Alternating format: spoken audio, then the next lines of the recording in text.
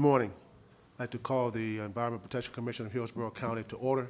Will everyone please rise for the Pledge of Allegiance and invocation given by Chaplain Commissioner White.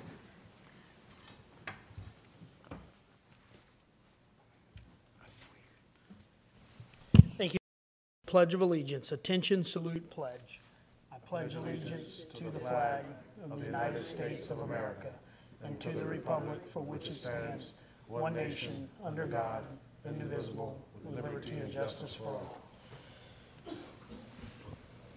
Heavenly Father, you have given us all the resources that we need on this planet to thrive and to live healthy and meaningful and successful lives. So we just pray this morning that you will guide this board, our staff and stakeholders as we make decisions that will protect these resources that you've given us.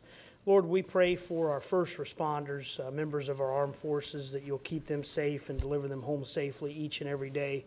Lord, I also pray for members of both our Environmental Protection Commission and Board of County Commissioners' family members.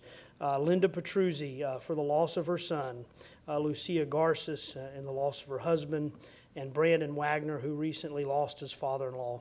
Lord, we just pray that you will put your comforting and healing hand upon them and just help them to heal and recover just as quickly as possible. And we just welcome them back here to County Center at such time that they're ready to rejoin their work family here. Lord, we ask for all of these blessings in your heavenly name. Amen. Thank you, Commissioner White. Before we move forward, I'd like to read a memorandum into the record. It says, due to a previously scheduled event, I will be unable to attend today's EPC board meeting. Please read the reason for my absence of the record. Thank you very much. That's Commissioner Ken Hagan. Ms. Doherty, do we have any changes to the agenda? No, Commissioner. Any removal from consent? No, Commissioner. Okay. Recognitions.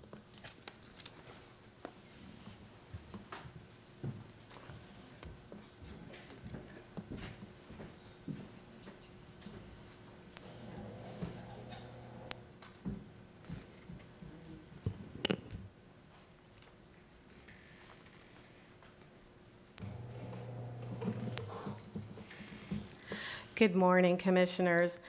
Before we move on to our first recognition, I did want to recognize two individuals in the audience. Sophia Fernandez is here with her husband, Bernardo Fernandez, and she's an intern, a student intern, and she is getting credit for being here today, so welcome. Commissioners, it's with great appreciation that we are going to honor today Richard Muga of La Gaceta newspaper. And his wife, Sylvia, is also with him today, and we want to honor her as well. Richard has been writing the Outdoor Sportsman report for close to 30 years. During that time, he penned over 2,000 columns that educated his readers on being good outdoors sportsmen and sportswomen. Hundreds of those columns focus on preservation of wetlands and seagrasses, protecting manatees, alga blooms, responsible hunting and fishing practices, and the importance of sustaining a clean environment. In addition to his column, Richard spent decades teaching and mentoring countless parents and children to take care of their environment, and it will take care of them.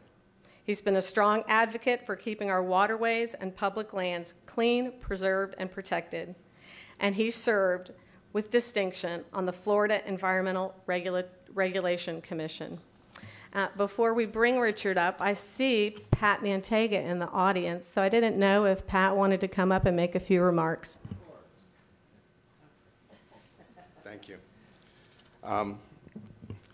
Richard's first job before he started as a lawyer was to deliver papers for a La Gaceta newspaper at the age of 15. So he's had the unique experience of working for my grandfather, Victoriano, my father, Roland, and for me. He's been part of our family forever. He's touched the lives of thousands of people, writing about their experiences out in the wilds, hunting and fishing. And he's just a true gentleman. And I appreciate the commission honoring him. Richard and Sylvia, come on up.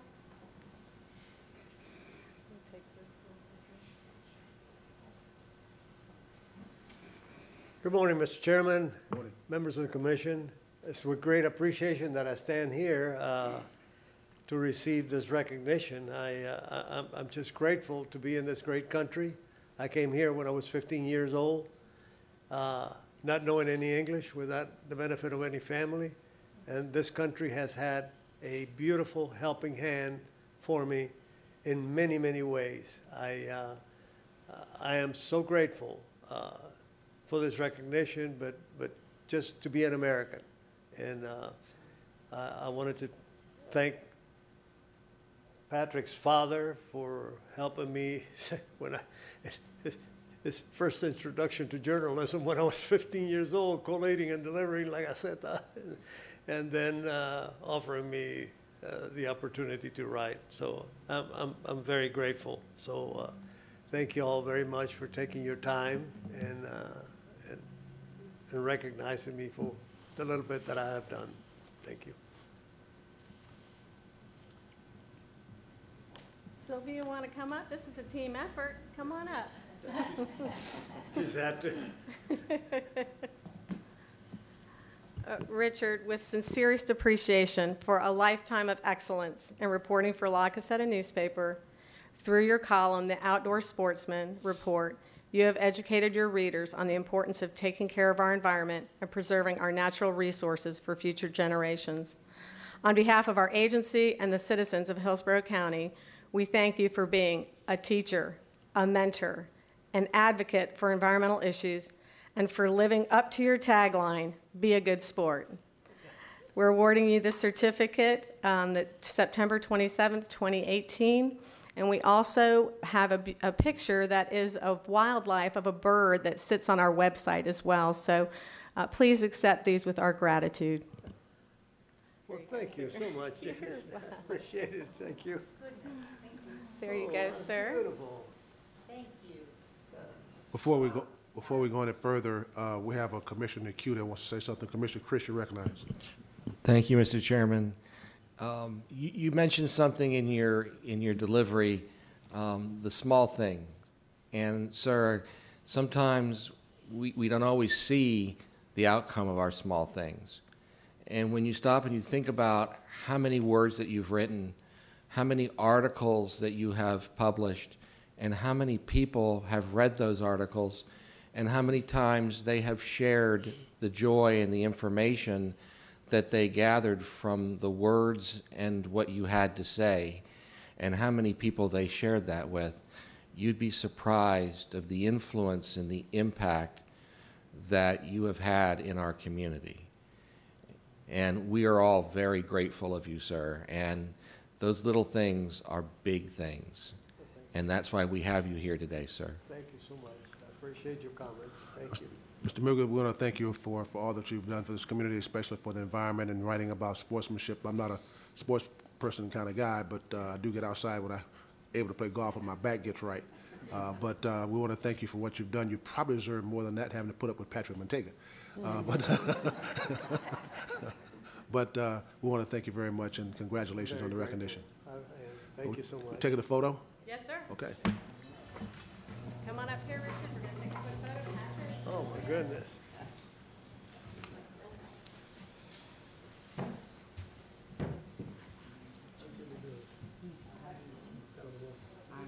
Congratulations. Good to see you. Are you good?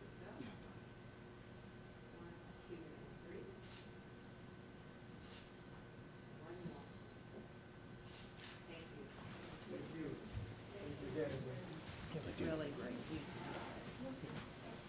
Thank you, sir.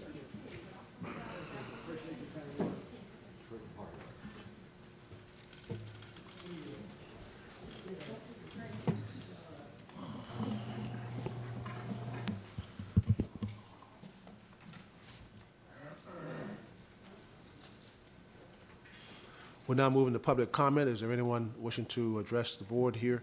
We have 3 minutes to address the board in public comment. Anyone from the public? Okay, seeing none. We move to the consent agenda. I have a motion to approve the consent agenda. Motion by Commissioner Chris, second by Commissioner White, to approve the consent agenda. Seeing no further discussion, please record your vote.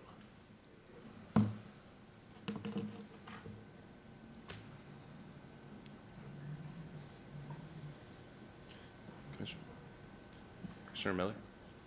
Oh, I'm sorry. Motion carried 6-0. Ms. Doherty, there's no public hearing? No, sir, there's no public hearing today. We'll move on to the regular agenda, and our first item is the red tide update with Tom Ash from the Water Division.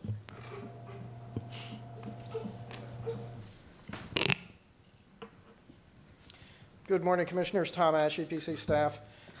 Parenthetically, I also have a little Richard Muga story. It's because of him that we have our very first Spanish-speaking artificial reef brochure. He was instrumental in helping us get all the language right. As you can imagine, the fishing vernacular and things are a little different. And so he was very instrumental in having that happen. So we're very appreciative of that. I'm here to give you a red tide update. You recall last month, we've been trying to keep you up to date as we go along, and we gave a presentation last month. Just to summarize again, a little bit of history, the Florida red tide organism is Carenia brevis. It's been documented since the 1700s and even back into the Spanish explorers' logs. They've registered fish kills and experience with red tides. It is, by definition, plankton, so it is driven by wind and ocean currents and weather. It does not travel or swim, per se.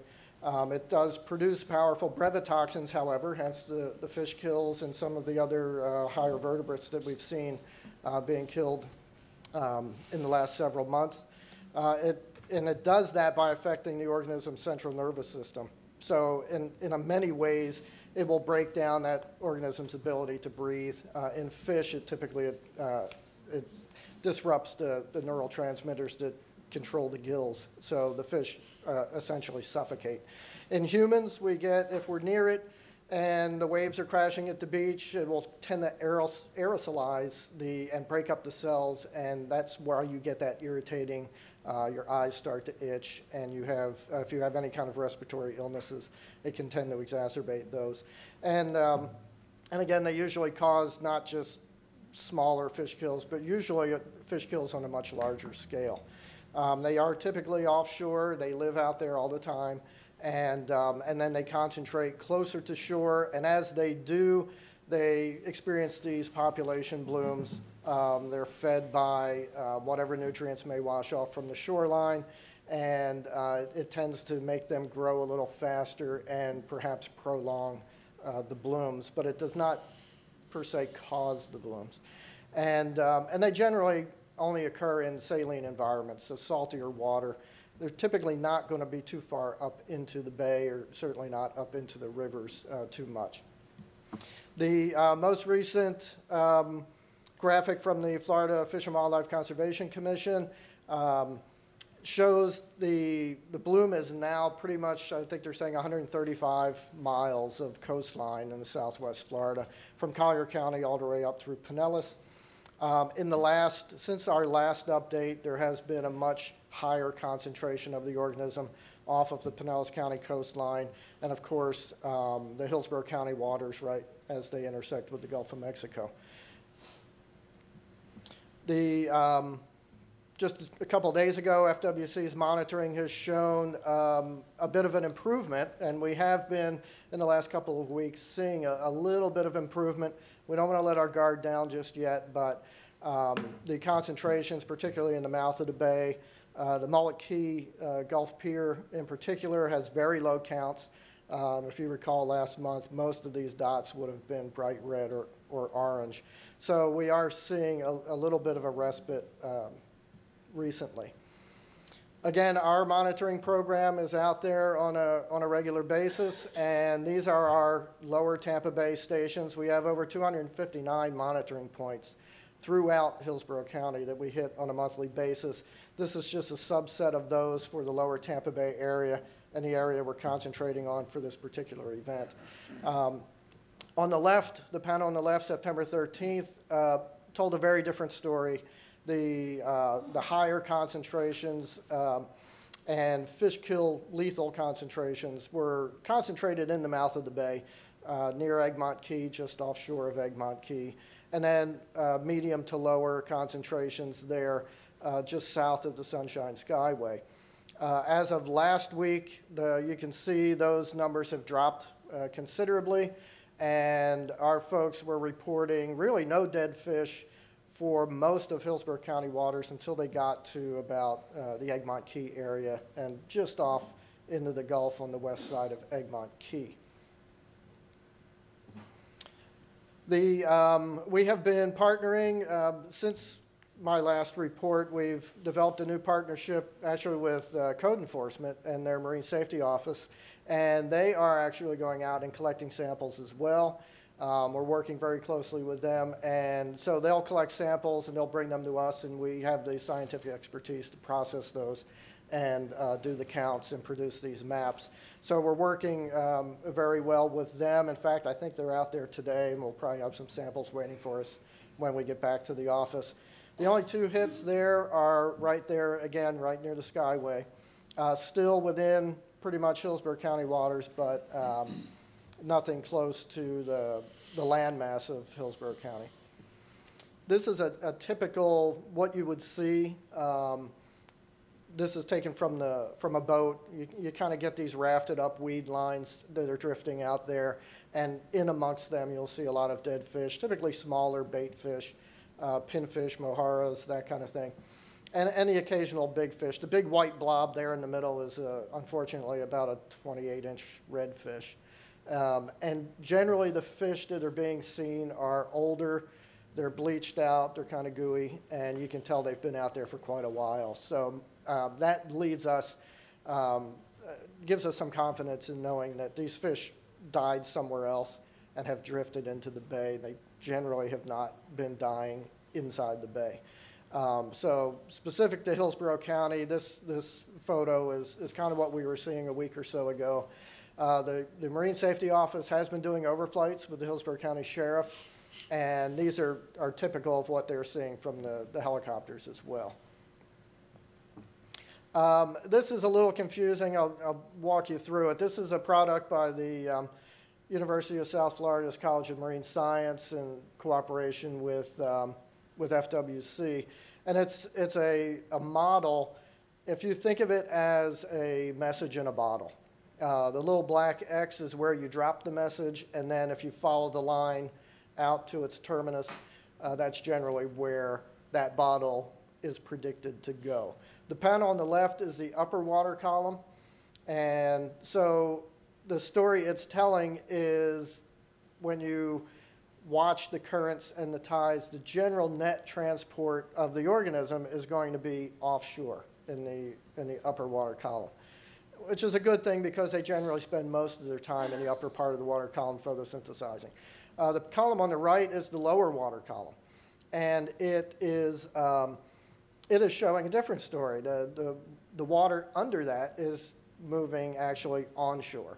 So the cautionary tale from FWC and from USF's College of Marine Science is, we're seeing a bit of a respite, but we're not out of the woods yet. We have contradicting water volumes kind of working against each other. So there is still that opportunity for the organism to be transported onshore. And as you can see, last month I had mentioned that what we would expect is some sloshing effect. And in the panel on the left, that's kind of what you're seeing with all those scribbles there in the mouth of Tampa Bay. You're seeing the current going back and forth and back and forth. So the fish and some of the red tide concentrations we're seeing the most are happening right down there around and adjacent to the Skyway, but nothing very far north of there. What we're doing is we're going to keep doing what we're doing and until we don't need to do it anymore. We have continued our monitoring efforts in Lower Tampa Bay. We will keep that going. We have been working very closely with not only the Code Enforcement new partnership, but we're tapped in weekly with the county's EOC. Mike Ryan has been leading a weekly conference call that ties in economic development and the tourism and the health effects and the science, which is where we plug in, and codes with logistics and some of the, how do we clean up the dead fish if they are starting to show up in Hillsborough County. So it's a really good team effort. We're going to continue to do that. And again, as needed, we'll just keep plugging away until we're through this crisis. We are obviously coordinating very closely also with Pinellas and Manatee County and with the Florida Fish and Wildlife Conservation Commission. And as we get that information, we will disseminate that in as many ways as we can. I believe Ms. Doherty has been sending the updates as I get them and sending them to you. Of course, today on TV, as we speak, we're giving an update to our citizens and disseminating that information, as well as our website, our regular website updates. And with that, I'd be happy to entertain any questions. Thank you. Commissioner White, you recognize. Thank you. I'm pretty sure I know the answer to this question. I just want to ask to be sure. With respect to the catch and release order on snook and redfish that was just put out by FWC, is that to protect people or to protect the fishery? Generally, those are to protect the fishery. That's what I suspected, and I just wanted to be sure. Yeah, So- and obviously during a time when things are very stressful for the fishery, it's even more prudent to have that. Commissioner Kemp, you recognize. Thank you. I'm just wondering, is the Gulf of Mexico current, does it go clockwise or counterclockwise? The Gulf currents, yes. It depends on where you are. Generally, it's going to be kind of clockwise as you look at a chart. But there are always some eddies and things that spin off and go in different directions counter to that. So we're going to, thankfully, with the weather patterns we've been having, it seems like the air masses in the water have been moving offshore. So hopefully that will hold. As we start to get cooler and we get some more northerly winds and some fronts hopefully coming through, that will help the situation as well. Because I know while it doesn't cause the red tide, as you said, the nutrients wash from the shoreline and can exacerbate or grow it, and when it's already existing. And so the concerns about the Caloosahatchee and the situation that's been with that, it's getting forever now, almost a semi-permanent condition. And then you just see how this all starts at Port Charlotte or down there at the mouth of the Caloosahatchee and travels up the coast. So that's what makes me wonder about that contribution.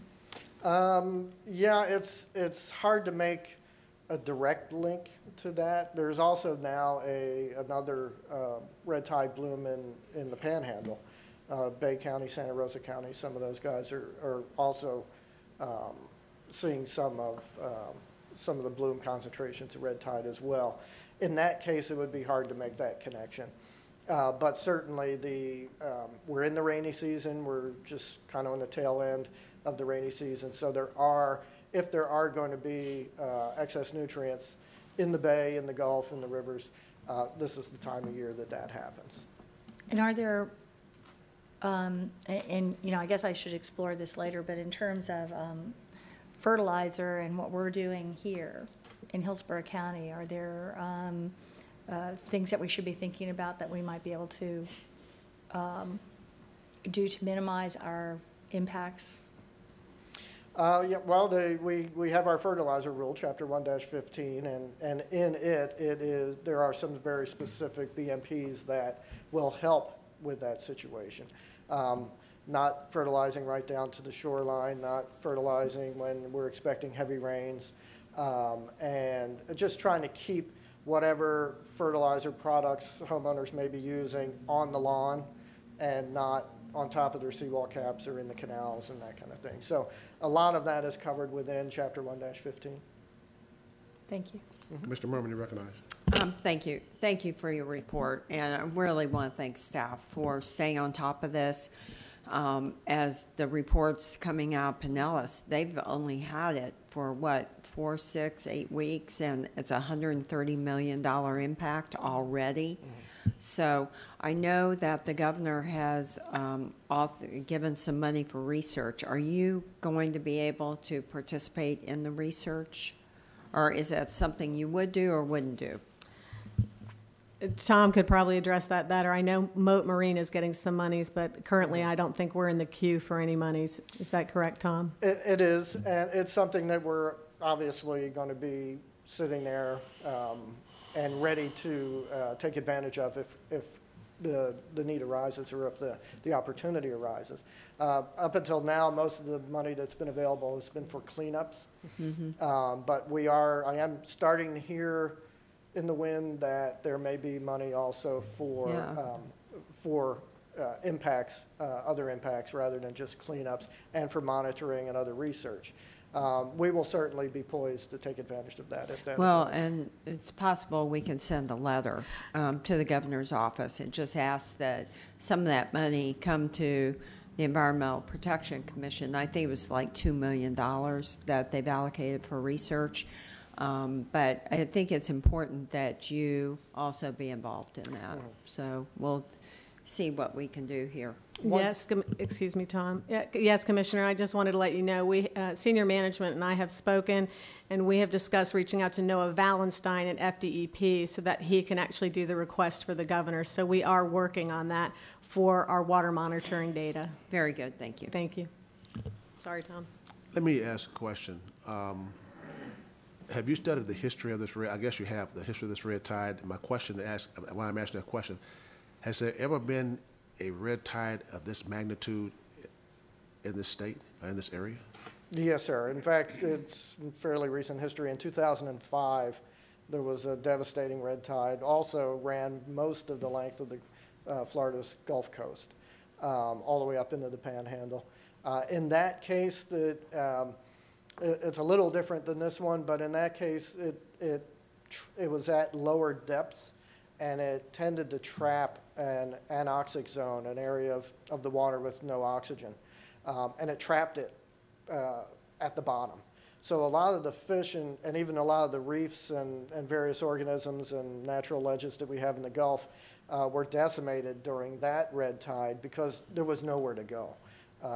The organisms that live at the bottom obviously couldn't go anywhere. They were trapped within that anoxic water. A lot of the fish that live on those habitats were also trapped. So in many ways, and I don't know the numbers, I haven't compared those two events, but having been around for both of them, in many ways, I think the 2005 red tide was probably worse than this one has been. Has there been any thought of future studies of what we can do to curtail this red tide?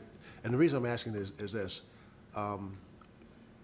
This probably could be just as bad as the BP oil spill and what it's doing to our coast, what it's doing to the state economically. And I know that we're talking about Moat laboratories or whatever they're doing, and hopefully we can get the EPC involved in that. But has there been, or is there talk of any studies as to what we might be able to do in the future to curtail this type of incident happening to the state, where economically it's devastating not only to Hillsborough County and other counties on the coast, but the state in totality? Yes, sir. And in fact, those conversations have been happening since the 2005 red tide. And it's a really difficult problem to try to wrap our hands around, but most of the greatest minds in marine science are, we're blessed with having them in this area. We have NOAA, we have FWC, we have the University of South Florida's College of Marine Science. We have a lot of leading researchers in the world, really, on this particular organism. So there are a lot of heads that are being put together to try to figure out how to go about doing this. One of the logistical issues of it is these blooms affect such a large geographic area that treating or skimming or somehow trying to eradicate the organism over what is now several thousand square miles is a daunting task. So the logistics of it is the hardest part. Let me ask one more question. Does this red tide affect other coastlines such as Alabama and Louisiana? Yeah, there are, for Karenia brevis, it's actually been documented all the way through the Texas coastline. So we should be asking the federal government to look at this also, to get some money from them. I mean, if this is not only affecting Florida, but Alabama, Mississippi, Texas, Louisiana, should we take the lead in asking the federal government to help us out also?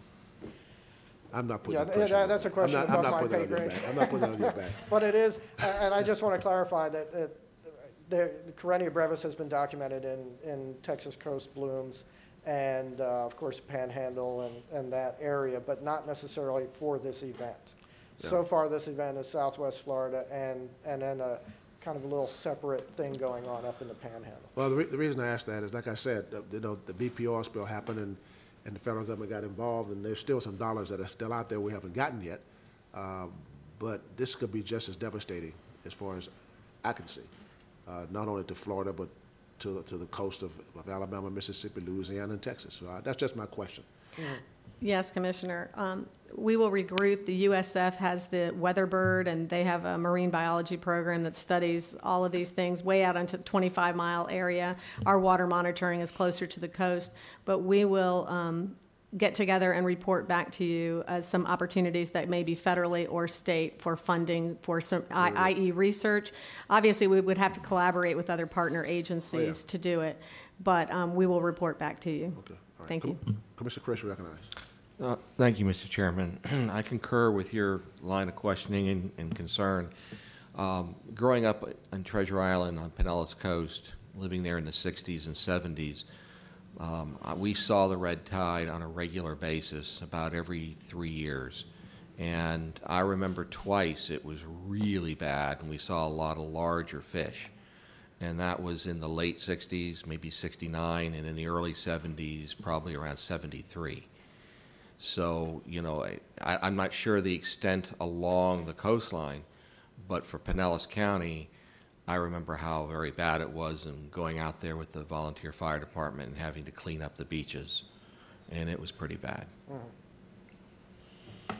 Okay, I see no more questions. Thank you very much for an informative presentation. Thank you. Annual report. Ms. Doherty.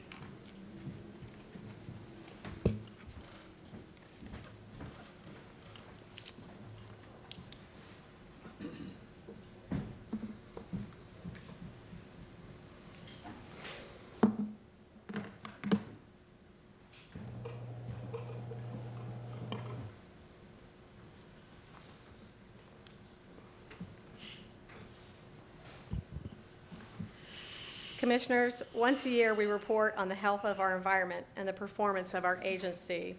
And this year's theme for our annual report is a year of service. Our mission, vision, and values provide the framework for our agency. We review them as part of our annual strategic planning. Accountability to our customers is important, and all of our divisions engage in annual audits by outside organizations.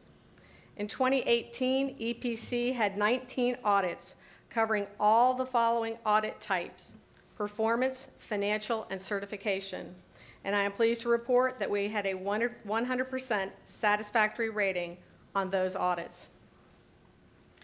EPC's authority comes from our Act, and we have identified 5 core functions: air and water quality monitoring, citizen support and outreach, environmental permitting, compliance assistance and enforcement, and each one of these core functions is an important component in protecting our environment. I'm also happy to report that we are currently in compliance with federal ozone standards. Through funding by EPA, we will be one of the first in the country to add a special photochemical monitoring to our network, and Hillsborough County has been selected as only one of 2 areas to do this monitoring, which is a testament to the quality of work done by our staff. EPA designated a southeast portion of Hillsborough as failing to meet the federal sulfur dioxide standards. This designation is attributed to impacts from Mosaic's New Wales fertilizer plant located in Polk County. Mosaic is in the process of upgrading their pollution control equipment to bring the plant back into compliance. The good news is that on October 11th, the 2 current non-attainment areas in blue will be declared as meeting the standards for lead and sulfur dioxide. EPA's index ranks quality levels from good to hazardous. Overall, our local air quality is good, and we only experience a few unhealthy air days per year. On this chart, orange indicates poor water quality, and green indicates good water quality. Across the top are the 4 segments of the bay. Since the 70s, water quality has improved measurably in all 4 segments. And in 2017, 3 segments were graded an A, with Old Tampa Bay rating a B+. Overall, the water quality index for Tampa Bay continued to show an improving trend in 2017, despite the area's population growth. Here we see Commissioner White collecting water quality samples in lower Tampa Bay with EPC water monitoring team. The Water Division also does special project monitoring, such as Mosaic's New Wales sinkhole and red tide. Earlier today, staff provided a detailed overview of the ongoing red tide in our area and will continue to keep the Commission updated on sampling efforts, FWC's official reports, and results from our colleagues in Manatee and Pinellas counties. The Petroleum Cleanup Program is fully funded by the FDEP. It remediates old and new contamination, and EPC manages this program in both Hillsborough and Manatee counties. We are considered a top program in Florida and ranked best in the state for productivity on the last performance review.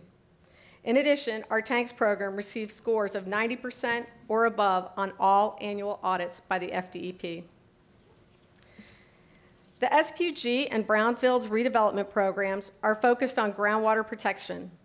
The state requires that we annually inspect 20% of the total number of facilities in the SQG program. This year, over 15,000 businesses were identified as potential generators of hazardous waste, and over 3,000 businesses were provided with compliance assistance from this program. Currently, EPC manages 34 brownfield sites in Hillsborough County, working with developers to safely repurpose these lands to a better end use. Some of the more recent redevelopment projects include Waterworks Park and Tampa Armature Works. Aside from environmental improvements, redeveloped properties bring increased property values, which in turn provides a return to the local government. The 4 projects shown have increased property values by over $190 million. The old landfill program assists developers, property owners, and local governments in the responsible and cost-effective redevelopment of historic solid waste disposal areas, and is the only program of its kind in the state. With staff's assistance, sites have been successfully redeveloped into uses ranging from industrial to single-family use. In FY18, approximately 58 acres of wetland impacts were proposed. Using the basis of review, only half of those impacts were approved. Not all impacts require conservation easements. However, 20% of the 60 acres of conservation easements were received voluntarily. This year, the 15.5 acres of constructed wetland impacts were compensated by a combined acres of creation, enhancement, and preservation, thereby maintaining overall wetland function and achieving our goal of no net loss. Through multiple delegations, the Wetland Division saves times for our citizens and regulatory partner agencies. With one-stop permitting, a citizen no longer needs to go to 4 different agencies to obtain a permit to construct a single-family dock. Our Office of Sustainability works with county departments to promote sustainable practices and initiatives. Here are Commissioners Merman and Kemp supporting Drive Electric Week. Through our involvement with our partner organizations such as Clean Cities Coalition, the Regional Planning Council, TICO, Tampa International Airport, and the Aquarium, we leverage our knowledge and our resources. A solar co-op was launched last September, and due to overwhelming response, a second co-op was established. Nearly 50 solar installations were completed, and participating homeowners were able to reduce their electric bills by 90%. The installation contractor estimates $1 million was directed into the local economy.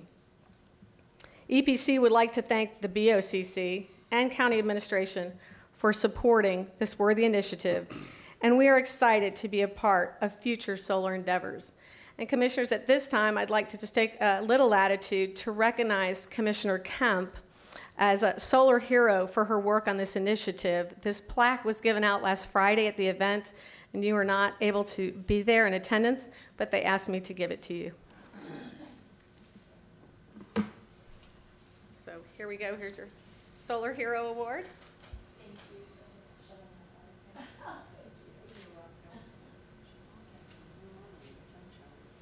much. That was from Solar United Neighbors. Also, a special shout out to Tom Fass and Barbara Getting, shown here along with myself, proudly displaying their new rooftop solar panels. And also, thanks to former director Dr. Garrity for spearheading this initiative. One of our highest priorities is to serve the citizens. We receive over 1,600 environmental complaints annually, which are investigated in a timely manner. We also follow up with each citizen regarding the results of the investigation. The most common complaints we receive are noise violations. I especially want to recognize the efforts of our employees who address these complaints during all hours of the day and night, including weekends and holidays. The promotion of environmental stewardship is every employee's job. We are proud of their involvement in our community outreach programs. EPC participated in 54 outreach and philanthropic activities, in addition to 20 education and STEM-related projects. The environmental and business feedback groups are valuable for providing important information to the executive director, and we continue to listen to the ideas and concerns of both the citizenry and regulated community, and we meet on an annual and sometimes biannual basis. This summer, we conducted our biennial customer survey through a third-party vendor. Customer satisfaction scored at its highest level since surveys were instituted in 2012. We are especially proud to report that over 94% of customers rated EPC as good or excellent. At EPC, we celebrate diversity, and our employees are truly our greatest asset. Over half of EPC's staff consists of minorities, including females. In 2018, minorities, including females, accounted for 80% of the promotions earned. We continue our commitment to diversity, and I am pleased to announce that Sterling Woodard is our first African-American director. He became the director of the Air Division upon Jerry Campbell's retirement. This year, 90% of our employees responded to the employee survey.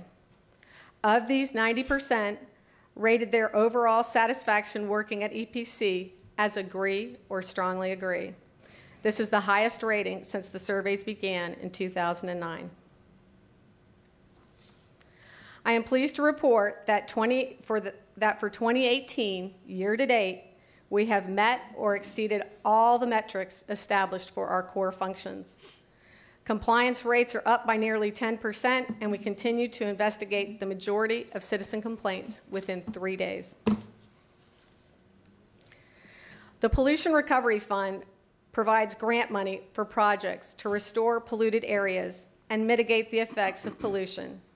It is funded solely by administrative penalties obtained through enforcement. In 2017, the fund provided 5 projects, those in green, with a total of $182,000. Since 1987, the PRF has provided over $8 million in grant funds for 169 projects throughout Hillsborough County. Effective July 1st, 2018, EPC amended Chapter 1-6, Services Fee Schedule, after a rigorous review of our cost recovery. This amendment included increases, decreases, and the elimination of some fees. Those fees go directly to the county's general fund. EPC continues to bring in $1 from the outside funding for every $1 we receive from the county's general fund, despite tighter funding at the state and federal levels. As this slide reflects, we will have some challenges as we come into 2019. Development is occurring rapidly as the population continues to grow, and maintaining our level of service will be a challenge. Impacts from legislation may also affect funding at the local and federal levels. We will continue to prioritize diversity as we move forward, and sustainability and resiliency in dealing with issues as sea level rise is an ongoing challenge, and EPC remains committed to being part of the solution. Staff has always engaged with and given back to the community, and we take pride in our efforts to promote environmental stewardship. I would like to take this time to recognize them for their efforts and dedication. Community matters at EPC. At Commissioner Miller's request, we extended the radon study in Riverview and performed several citizen outreach presentations. We also joined with Commissioner Merman and Commissioner White at the South County Open House. At the Strawberry Festival, I was so inspired by Commissioner Kemp, who marched the entire parade in front of us in heels. Environmental issues matter, and we participated in many environmental events, such as the Great American Cleanup, EcoFest, Arbor Day at Yates Elementary, Nature's Classroom, and our annual USF Engineering Expo. We also hosted students at the agency, the Future Leaders in Planning, Summer Youth Camp interns, and the Girl Scout STEM activities. We enjoyed meeting Commissioner Hagan's son as a future leader in planning. We also brought students to this board for recognition, including our annual Environmental Award winner at EPC. Giving matters at the EPC as well, and we participate in multiple events, and to date, these are a few up here. We did Camp Bayou Back to School, Metropolitan Ministries Backpacks of Hope, Puppies and Cream fundraiser for the United Way, and a fundraiser for our own former employee, Linda Petruzzi, and her son, who just lost his battle to cancer, Mike Petruzzi. As always, engagement matters, and this was our 17th annual Clean Air Fair, and it was a huge success. We also partner with other agencies for solutions. We partnered with ELAP, Hillsborough County Solar Co-op, and the General Council's meeting. EPC matters. This year, EPC received several recognitions. We performed the nation's first-of-a-kind study under an EPA grant designed to evaluate the effectiveness of freshwater wetland mitigation.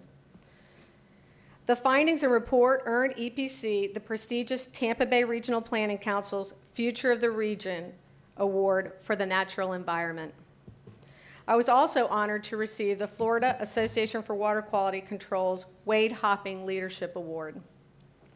And finally, and most importantly, our employees voted EPC as the top 100 workplace for the Tampa Bay Times a second year in a row, which would not have been possible without an inclusive family culture we encourage and develop at the agency. And finally, commissioners, I want to thank you, County Administrator Mike Merrill, and staff for your advice, direction, collaboration, continued financial support, and guidance. It means so much to staff and myself that you appreciate and value the work that we do. And I want to finally thank EPC staff. You are the best of the best, and I am so honored and proud to work with each and every one of you every day. Thank you for all that you do. Thank you, Commissioners. Ms. Doherty, thank you very much for an excellent presentation on the annual report. And we want to thank EPC staff also because of the great work that you do and being recognized not only in Hillsborough County but throughout the state of all the work that you do. So excellent presentation. Appreciate it very, very much. I don't think we normally vote on accepting the annual report, but we are today. So I'm going to ask for a motion to accept the annual. There's a motion by Commissioner Merman, second by Commissioner Kemp to accept the annual report. Seeing no further discussion, please record your vote.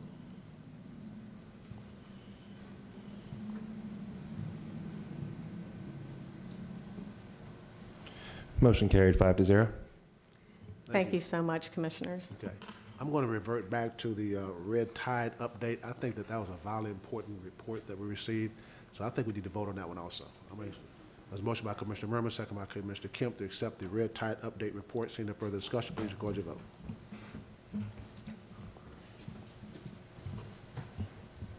Motion carried 5-0. Thank you. Executive Director's evaluation procedures.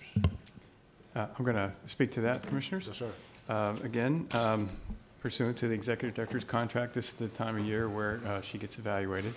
We're not going to change any of the procedures unless any of you have any other suggestions, but we have submitted the score sheets for the annual evaluation in the packet today, but we'll also provide those to you in a couple weeks again in a self-evaluation packet that the Executive Director will pass out to all of your offices. This will explain a lot of our goals that that the board has approved this past January, and it will be able to allow you to objectively measure whether we've met those goals or not. And there's a lot of explanations about milestones reached and things like that. So what we're going to do is have also blank evaluations in there, the score sheets that will be included there as well. And we're going to ask that this year we will not most likely have an October meeting because Commissioner Miller, as chair, is going to be in surgery that day, the exact day of our meeting. So we would ask that the score sheets be turned in by October 26th to Commissioner Miller's office, and then we'll bring that for the evaluation at the November 15th EPC board meeting. So there's no need for any action other than just, make sure we have a consensus on that process. I see no questions and no objections, so Commissioner Merman, you recognize. I'm just assuming, no, I got it, never mind. Okay, thank you. Okay. Thank you. Creation of the Tampa Bay Regional Resiliency Coalition. Commissioners, we're going to bring up Michelle Jenkins, our Sustainability Outreach Coordinator. She will be discussing the creation of Tampa Bay's Regional Resiliency Coalition, and she'll be giving an informational report to be followed with some comments by General Counsel Rick Shantz. Good morning, Commissioners. My name is Michelle Jenkins, and I am the Sustainability Coordinator with EPC staff. Thank you for having me here today. I am here this morning at the request of the September 20th BOCC meeting to brief you on the Tampa Bay Regional Resiliency Coalition and the associated MOU that signifies partnership with the coalition to build resiliency on a regional level for the welfare of our economy and our community. Thank you. I thought I would start with a brief overview of how this initiative got started. But first, I'd like to take this opportunity to introduce you to Heather Young with the Tampa Bay Regional Planning Council. Heather is a senior environmental planner with TBRPC, and she has played an integral role in working with the various committees to develop the MOU language and will be a key facilitator in the planning and implementation of moving this initiative forward. Heather has graciously offered to be here today for any questions that you may have specific to the MOU and the coalition. In January of this year, TBRPC staff was tasked with developing a regional partnership to look at the challenges we all face and to come up with priorities on how we can work together to mitigate the impacts and to build resiliency. And that partnership to collaborate and work together on a regional level would be formalized in an MOU. To develop the MOU language, TBRPC staff worked under the guidance and the supervision of a steering committee. This is a list of the steering committee members that worked with staff to give direction on the purpose and the intent of the MOU. The steering committee was briefed monthly in coordination with council meetings throughout the drafting process. A technical advisory committee was also developed for which EPC staff participated in. The technical advisory committee is comprised of the scientific, natural resources, and planning community. The TAC met twice in the early summer, and we also assisted in identifying priorities for the future and provided feedback on the draft MOU. Upon finalization of the MOU, TBRPC staff asked its member governments to share it with their organizations and offered upon request to provide presentations on the initiative to gain support. To this date, this is a list of the participating coalition partners that will sign the MOU on October 8th to illustrate their endorsement for working together on a regional level to address sea level rise and building resiliency. 22 governments have signed on as coalition partners, and more are anticipated to join prior to the formal signing event in October. This brings us to the MOU. The MOU begins with whereas statements that are expressions of the intent and the purpose for developing this initiative. This document then moves into the sections portion, which will be used as the foundation for future action plans. Our General Counsel will address this in a little more detail shortly. Moving forward from this point, the official signing event will be held on October 8th at TBRPC. City and county governments will gather together to signify their support of the coalition to develop a regional resiliency plan. The plan aims to reduce the risk of sea level rise and changes in our climate to ensure a strong and vibrant economy for our future. Following that, their plan is to host 3 workshops across the region, with one held locally here in Hillsborough County, to bring together interested parties and stakeholders to set priorities for the plan. Once this is accomplished, the committees and the work groups will create guidelines and best practices under each priority or focus area. Ultimately, the recommendations will be for each government's consideration to implement should it meet their needs and goals. And I'd also like to note here that TBRPC has already put together and submitted 2 grants, one for $300,000 and one for $75,000, which will help fund dedicated staff to accomplish some of these goals. Finally, I would like to turn it over to Rick Shantz at the conclusion of this presentation. Thank you again for your time this morning, and I'm happy to answer any questions that you may have.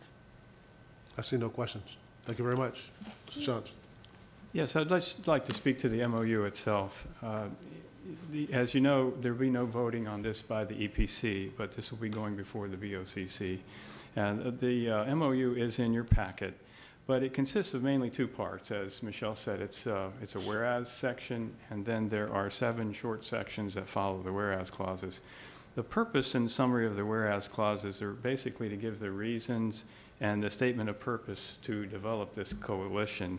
The purpose is, I think, can be summarized by saying that it states that it is to coordinate the regional responses across county lines to address mitigation activities and to make preparations for issues like drainage, infrastructure, and drinking water that may be affected by a rising Tampa Bay. I think the whereas clauses can pretty much be summarized as that, as the purpose for the coalition. You then move into the sections. There are 7 sections. They are all very brief, but these would be the place where it states that the actions of the Technical Advisory Committee would be proposing for future considerations of the members of the coalition. Section 3 is the development of a regional resiliency action plans that might come back to you. Section 4 would be assessment of vulnerabilities of the region. Section 5 is perhaps developing a legislative strategy that would assist in getting state and federal resources to help out for mitigation.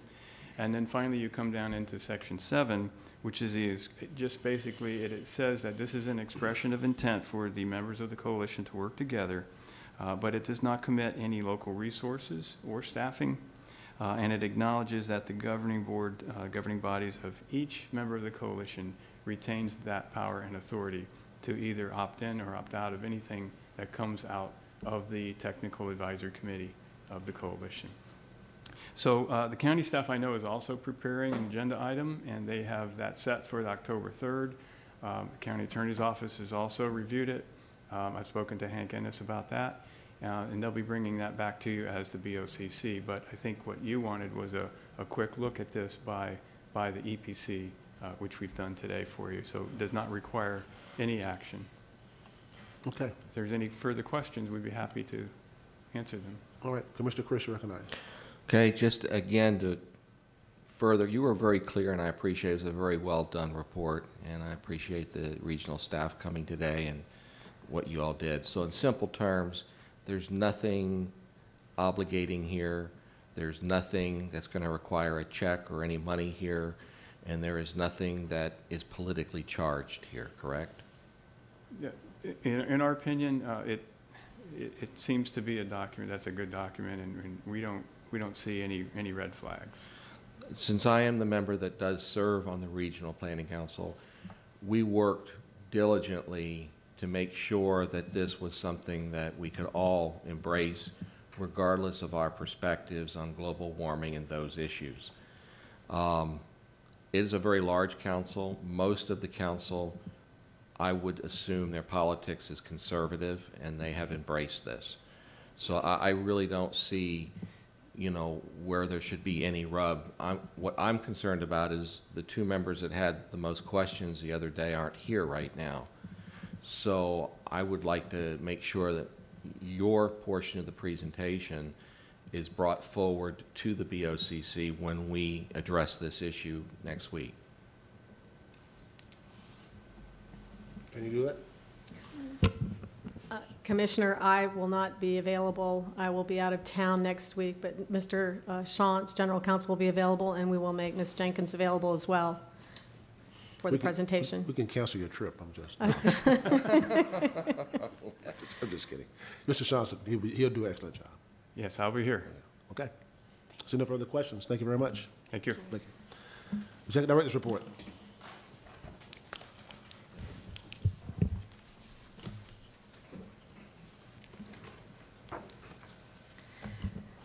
Thank you, Commissioners. Just to go through a couple of quick events, we've already talked about the EPC was excited to participate in the Drive Electric Week at Joe Chalura Square. We wanted to thank the Commissioners for inviting us to participate and accept the proclamation on behalf of EPC. And I definitely want to give a special shout out to all the staff who participated and helped make it such a successful event. Michelle Jenkins, Elena Glusica, Joyce Myrick, Jason Waters, Lynn Watson, and any of the other staff, especially in the air division, that helped put this on. It was very successful. EPC also participated in the solar celebration that I mentioned earlier from Florida Solar United. It concluded the Hillsborough co-ops for 2018. And Michelle Jenkins, our sustainability coordinator, was presented the Local Solar Hero Award by Angela de Munbrun for her efforts to help raise solar awareness in Hillsborough County. We also had 26 members and guests, made up 2 volunteer teams for Keep Tampa Bay Beautiful cleanup at Lowry Park. The teams were led by Abby Weeks and Dr. Dave Carlin.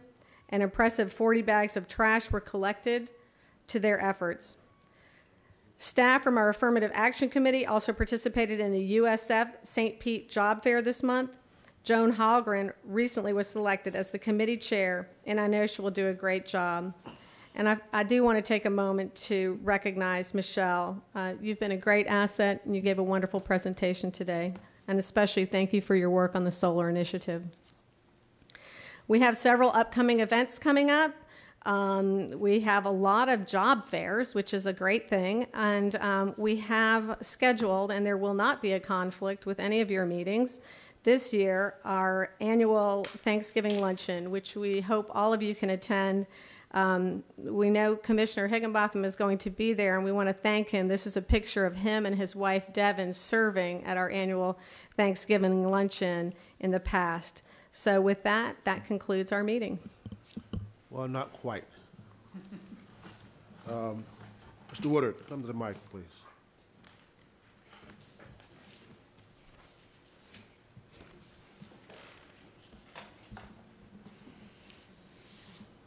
Don't look so surprised. I understand you recently got promoted. Yes, I did. You're the first African-American to be, I guess, a director. Yes, sir. Did you get a pay raise? Yes, I did. Thank you. We expect lunch. All right. Congratulations. I just want to bring you up and tell you congratulations, man. Thank We're very, you. very proud Thank of you, you. and keep up Thank the good you. work. Thanks All very right. much. Okay. Appreciate it. Thank you, Commissioner. And Sterling has been a great asset, and we love working with him. He's a lot like Jerry in that he's very thorough They kinda look alike. and does excellent work. They kind of look alike. But he I think he has a little bit more fun than Mr. Campbell did. He's got a great sense of humor. The other thing I did want to mention as we move forward, just to get direction from you as the policy board, since I came 3 years ago, we have our meetings scheduled, and it's time to schedule those meetings with your staff again for the following year. What we do is we schedule one for every month, but we only meet under your direction when there are action items. Is it the will of this board to continue in the same format we've been continuing? Any objection to it? Nope. Okay. Thank you very much, Commissioners. Have a great day. See no further business. We'll adjourn. Thank you. Yeah, I ain't getting no environmental car.